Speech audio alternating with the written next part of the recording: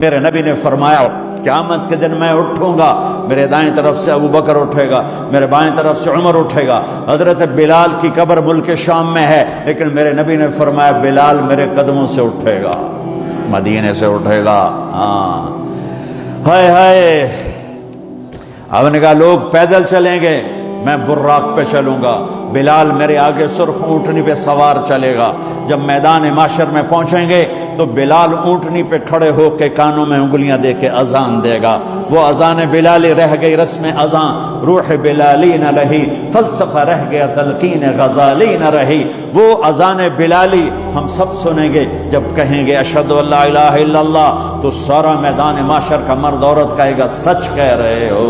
جب کہیں گے اشہد ان محمد رسول اللہ، سارا میدان معاشر کا مجمع کہے گا سچ کہہ رہے ہو۔ اس دن بلال کی اذان سننا، وہ غلام ہو کر محبوب ہوئے، حبیب ہوئے، پیارے ہوئے۔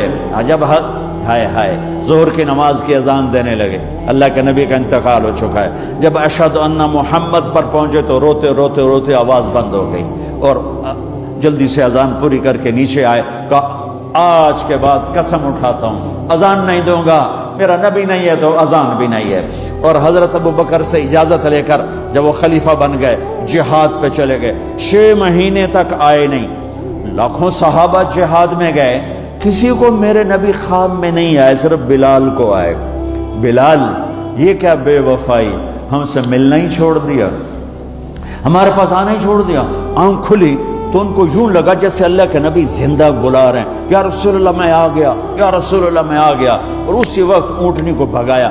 21 دن کا سفر، 21 دن کا سفر 7 دن میں کیا، 7 دن صرف نماز اور پیشاب کے لیے اترتے تھے اور بھگاتے بھگاتے بھگاتے۔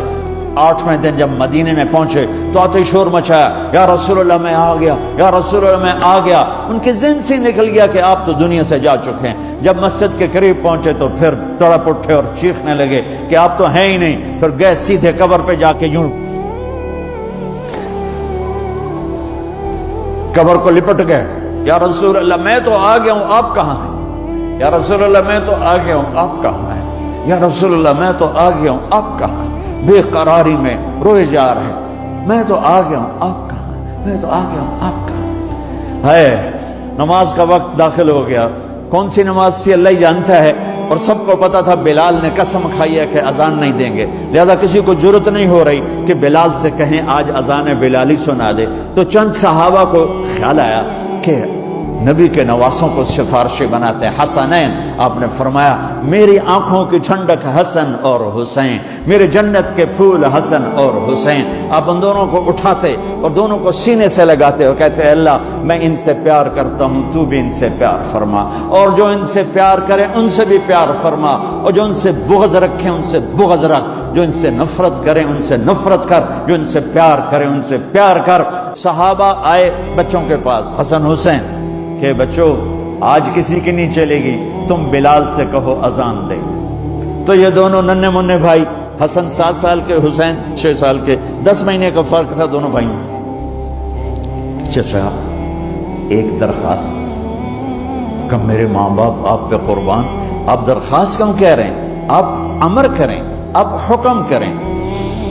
کہنے لگے جیسے آپ ہمارے نانا کے لیے اذان دیتے تھے آج ہمارے لیے دے دو۔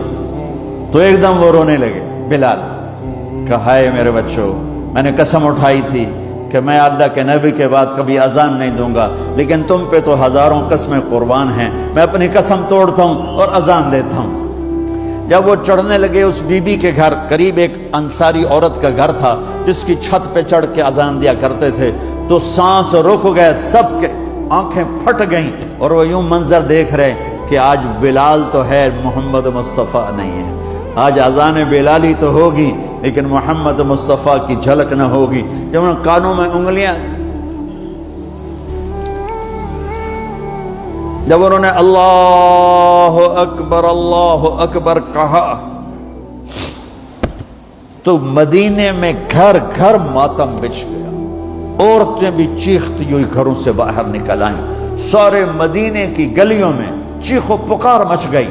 اور یوں سب کو لگا جیسے محمد مصطفیٰ زندہ ہیں اور ان کا زمانہ ہے، لیکن آپ تو جا چکے تھے۔ یہ بلال کو جو رتبہ میرے رب نے دیا، یہ غلامی مصطفیٰ کی وجہ سے دیا ہے۔ آپ سب میرے بھائی بہن بیٹھے ہو، میرے بچے بچیاں بیٹھے ہو، اپنی زندگی کی قیمت لگاؤ، اور یہ قیمت پیسے سے نہیں ہے، پاؤنڈ سے نہیں ہے، ڈالر سے نہیں ہے، ڈگریوں سے نہیں ہے، یہ غلامی مصطفیٰ سے ہے، یہ محمد مصطفیٰ سے ہے۔